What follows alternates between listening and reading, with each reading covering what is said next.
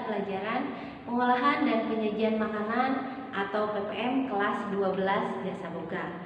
Minggu lalu kita telah membahas tentang soto, yaitu sop yang berasal dari Indonesia, mempunyai ciri khas masing-masing pada setiap daerah di Indonesia. Soto khas Indonesia yang cukup dikenal di mancanegara diantaranya adalah soto Madura. Nah, untuk minggu ini kita akan membahas tentang makanan khas Indonesia lagi, yaitu sate. Untuk lebih jelas, mari kita simak video berikut ini. Minggu ini kita akan belajar tentang lauk pauk Indonesia atau hidangan panggang. Spesifikasinya adalah sate. Pengertian sate. Sate adalah hidangan yang terdiri dari daging yang dipotong kecil-kecil dan ditusuki dengan tusuk sate yang terbuat dari bambu. Kemudian dibakar dengan bara arang kayu. Biasanya sate dihidangkan dengan saus nasi atau lontong atau ketupat. Bumbu dan rempah untuk sate. Klasifikasi bumbu dan rempah yang digunakan untuk sate. Yang pertama yaitu yang termasuk pada buah dan biji. Di antaranya yaitu merica, kemiri, dan ketumbar. Sedangkan dari bahan yang terdapat dari bunga yaitu cengkeh dan kecombrang. Sedangkan untuk bumbu yang dari daun itu ada daun salam dan daun kemangi. Sedangkan dari batang dan kulit kayu itu ada serai dan kayu manis. Untuk bahan dari akar itu ada jahe, kunyit, dan kencur. Sedangkan dari umbi lapis itu ada bawang merah, bawang putih, bawang bombay, dan daun bawang. Bahan utama pembuatan sate diantaranya itu bisa terbuat dari daging ayam, daging kambing, daging domba, daging sapi, ikan, dan lain-lain. Bahan makanan lain yang digunakan untuk sate diantaranya sayuran. Sayuran ini bisa berupa paprika, daun bawang bombay, kemudian brokoli. Itu sayuran-sayuran biasa dipakai untuk ditusuk sebagai barbecue ya, dibuat sate. Kemudian telur. Nah, untuk telur ini biasanya yang dipakai adalah telur puyuh, telur yang kecil. Selain bahan tadi itu ada hasil olahan daging, diantaranya itu ada bakso, sosis, dan lain sebagainya. Nah, sedangkan untuk hasil olahan ikan itu biasanya yang dipakai adalah bakso ikan ya, dan banyak lagi bahan-bahan lain yang biasa digunakan untuk pembuatan sate.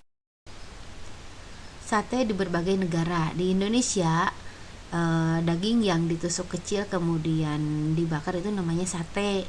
Sedangkan di Afrika Selatan itu namanya sosatis ya.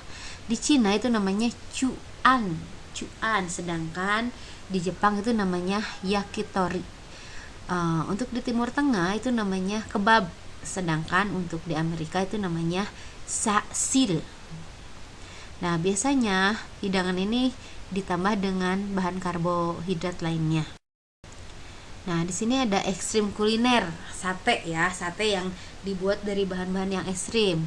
Nah, di antaranya itu ada dari kura-kura, kemudian sate buaya, sate ular, sate landak, dan sate tikus.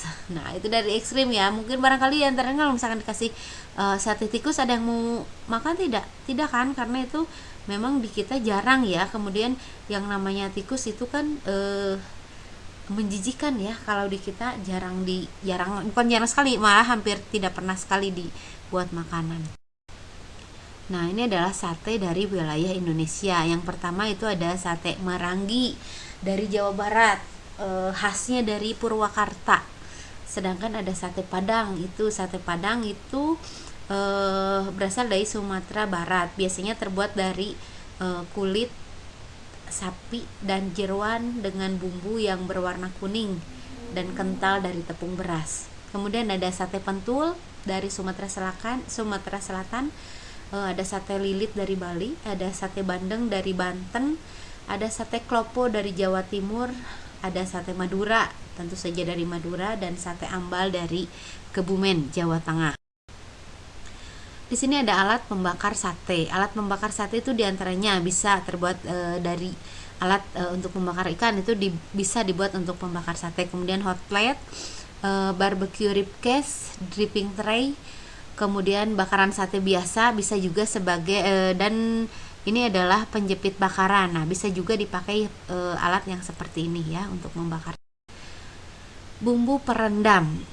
Perendam dengan bumbu atau disebut juga marinade adalah berfungsi untuk memberi rasa, memberi aroma dan warna, serta untuk melunakkan daging. Ada 3 kategori. Yang pertama, minyak ya.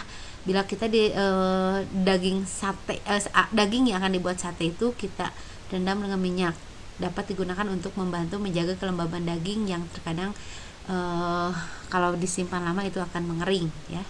Kemudian cuka atau jeruk nipis atau anggur, membantu melunakkan protein makanan dan memberi aroma. Kemudian nomor 3 itu ada penyedap. Bumbu dan sayuran merupakan pilihan yang paling banyak digunakan. Hal ini sangat tergantung pada rasa apa yang kita inginkan.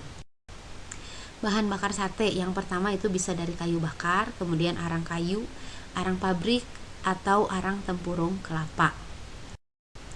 Tingkat kematangan sate itu ada 3, ada rare, medium, dan well done, sama seperti steak ya. Yang namanya rare itu biasanya lunak ketika ditekan, tidak berair, permukaan daging lunak dan kecoklatan, ketika dipotong bagian tengahnya masih berwarna pink dan basah. Sedangkan kalau tingkat kematangannya medium, terasa padat ketika ditekan, tidak berair, permukaan daging kering kecoklatan, ketika dipotong bagian tengahnya masih berwarna pink. Sedangkan kalau well done itu ada benar-benar matang, tidak berair, permukaan dan bagian dalam daging matang dan berwarna kecoklatan. Pelengkap sate. Pelengkap sate di sini ada beberapa macam. Yang pertama itu karbohidrat tentunya ya. Karbohidrat itu bisa dari nasi, bisa dari lontong, bisa juga dari ketupat. Ada yang tahu perbedaan lontong dan ketupat? Kalau lontong itu biasanya dibungkus dengan daun pisang, kalau ketupat itu biasanya dibungkus dengan daun kelapa ya. Untuk sayurannya yaitu acar. Acarnya bisa terbuat dari mentimun, wortel, bawang merah, dan cabai rawit. Sedangkan untuk sausnya itu bisa dipakai saus kacang dan kecap ya. Nah, untuk persiapan pengolahan sate dan hidangan yang dipanggang. Bila daging tidak akan langsung dibuat sate, maka simpan daging dalam lemari es. Lalu 1 jam sebelum diolah, keluarkan daging dari lemari es dan tiriskan. Daging yang diiris tipis jangan direndam dalam bumbu lebih dari 1 jam. Jangan pula menggarami saus perendaman karena akan mengakibatkan daging menjadi keras setelah dipanggang. Untuk mendapatkan rasa asin, gunakanlah kecap asin. Jika bahan makanan digunakan adalah ikan, udang, atau cumi, rendamlah terlebih dahulu dengan bumbu selama 30-60 menit sebelum dipanggang. Saat dipanggang, daging dapat dilumuri oleh saus cair atau paduan bumbu kering yang ditambahkan mentega cair atau olive oil sehingga daging tidak hangus. Nah, untuk sekarang ini ada pedoman membumbuinya. Gunakan wadah yang tahan asam seperti stainless steel, kaca, atau plastik. Semakin tebal bahan makanan yang akan direndam, semakin lama waktu yang dibutuhkan untuk perendaman. Rendamlah bahan makanan dalam lemari pendingin. Taruh bumbu masak dalam saset agar mudah dipindahkan. Lumuri bahan makanan dengan bumbu secara merata. Untuk bahan makanan yang berukuran kecil memerlukan waktu yang lebih singkat. Nah, cara perendaman dalam bumbu ya. Bila bumbunya itu dimasak, cara ini digunakan untuk bahan makanan yang akan disimpan dalam waktu lama sehingga dapat menjamin kualitas. Keuntungannya, membumbui dengan cara memasak adalah membuat bumbu lebih cepat meresap dan lebih enak rasanya. Sedangkan kalau misalkan bumbunya mentah, paling banyak digunakan untuk bahan makanan yang akan segera dimasak dan memerlukan waktu perendaman atau pembumbuan lebih lama di dalam lemari pendingin. Sedangkan kalau bumbunya instan, ini banyak sekali variasi rasa dan kegunaan dari jenis ini. Bumbu instan digunakan dalam perendaman bumbu yang lebih singkat. Penyajian sate yang pertama itu dihidangkan pada piring tahan panas atau biasa kita sebut serving dish ya, atau bisa juga hot plate kalau untuk yang ukurannya kecil. Kemudian disajikan dengan nasi dan saus untuk sate. Saus yang pertama pada saat marinating ya, yaitu saus sebagai bumbu perendam ya. Kemudian rubbing saus, yaitu saus untuk melumuri. Biasanya saus untuk melumuri ini biasa terbuat bisa memakai saus kacang, bisa juga memakai kecap. Kemudian ada basting saus, saus untuk olesan. Nah, sama yang tadi juga untuk olesan itu bisa pakai kecap, bisa pakai margarin, dan juga saus untuk cocolan ya. Marinating saus. Marinating saus yaitu merendam daging lebih dari 4 jam, membuat daging lembek dan berair. Saus menjadi lebih tajam. Pastikan untuk meniriskan bahan makanan setelah direndam sebelum dibakar biar kadar air yang menyerap pada daging itu menjadi sedikit. Ambil dan pisahkan bahan perendam sebelumnya untuk dioleskan selama dibakar. Bahan makanan yang tipis tidak diperkenankan direndam lebih dari 1 jam. Hindari pemakaian garam pada saus perendam karena sifat garam menarik keluar jus daging sehingga setelah matang daging akan menjadi keras. Untuk rasa asin gunakanlah kecap asin atau kecap pedas. Rubbing saus. Melumuri dengan bumbu yang berbentuk cairan atau paduan bumbu kering. Bumbu dan rempah kering dapat dibeli yang siap pakai. Tanpa atau dengan tambahan olive oil, paduan bumbu dilumuri ke seluruh bahan daging. Mentega cair atau olive oil dapat diberikan saat daging dibakar bila tidak dicampur dengan bumbu kering. Teknik penyimpanan sate dan hidangan panggang.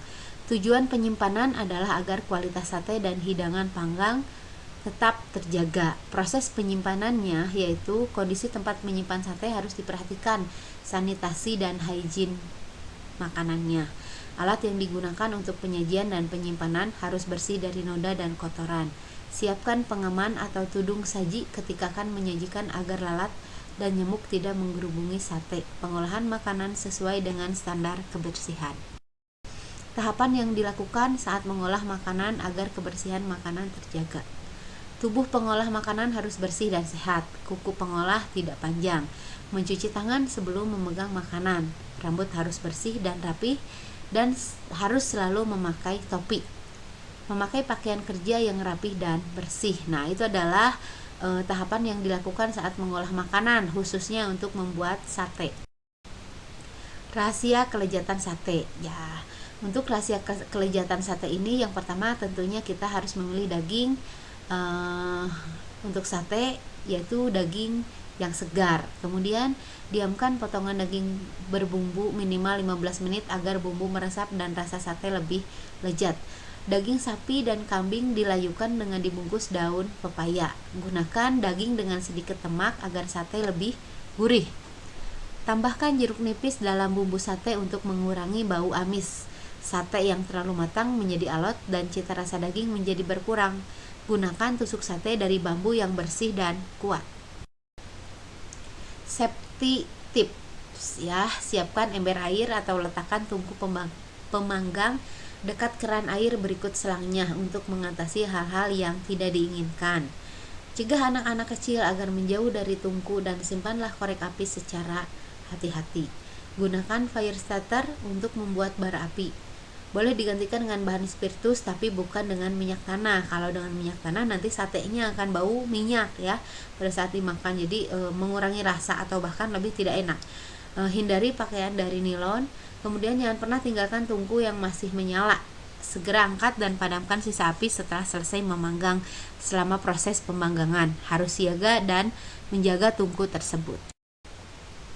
Healthy tips, jangan meletakkan daging mentah di bawah sinar matahari meskipun berbalut saus perendam untuk melindungi makanan dari bakteri. Upayakan saus perendam dibagi dua, gunakan separuh untuk merendam dan separuh lagi untuk mengoles makanan pada saat memanggang. Tidak meletakkan makanan yang sudah matang dekat makanan yang mentah. Pastikan benar-benar sudah matang untuk makanan yang dibakar dan jangan bikin hangus makanan yang dibakar. Nah, materi dari Ibu untuk minggu ini sampai di sini. Semoga kalian memahaminya dengan benar. Kemudian apabila ada pertanyaan, silahkan Ibu terima di WA Group ya. Terima kasih.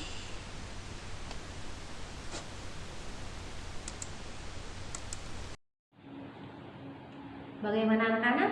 Setelah kalian menonton video pembelajaran yang Ibu tayangkan, apakah sudah paham atau masih ada yang belum dimengerti? Jika memang ada pertanyaan, silahkan tanyakan di kolom komentar di Classroom atau via WhatsApp. Demikian video pembelajaran dari saya, mudah-mudahan kalian paham. Lebih semangat lagi belajarnya. Sekian dan terima kasih.